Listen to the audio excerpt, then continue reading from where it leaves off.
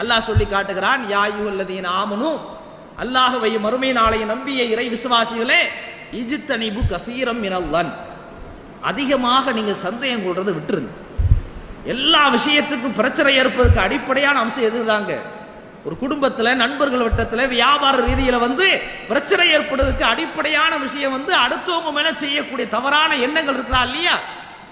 இந்த சந்தேகம் தான் மிக மிக முக்கியமான ஒரு காரணமா இருக்கிறது. அதனால அந்த சந்தேகத்தை நீங்கள் தவிர்த்து கொள்ளுங்க. அதற்கு காரணத்தை அல்லாஹ் சொல்லி காட்டுகிறான், இன்ன பாலல்லன்னி இஸ்முன், பெரும்பாலான சந்தேகங்கள் அது ஒரு தவறான அமைப்புல ஒரு பாவமான விஷயமாகத்தான் இருக்கிறது. நீங்க நெருங்கி போய் பார்த்தீங்கன்னு சொன்னா அது அப்படி இருக்கவே செய்யாது. நீங்களா கற்பனை பண்ணி கொண்டு சந்தேகப்பட்டு கொண்டு இருப்பீர்கள்.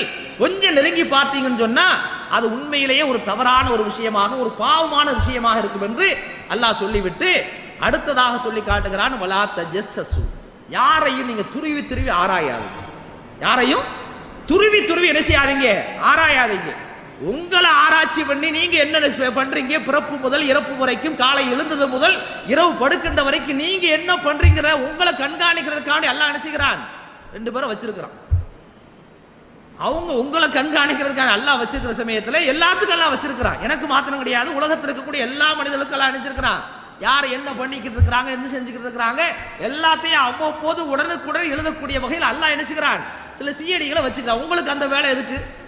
உங்க வேலையை நீங்க பார்த்துட்டு போங்க. யாரையும் துருவி துருவி என்ன செய்யாதீங்க, நீங்க ஆராயாதீங்க.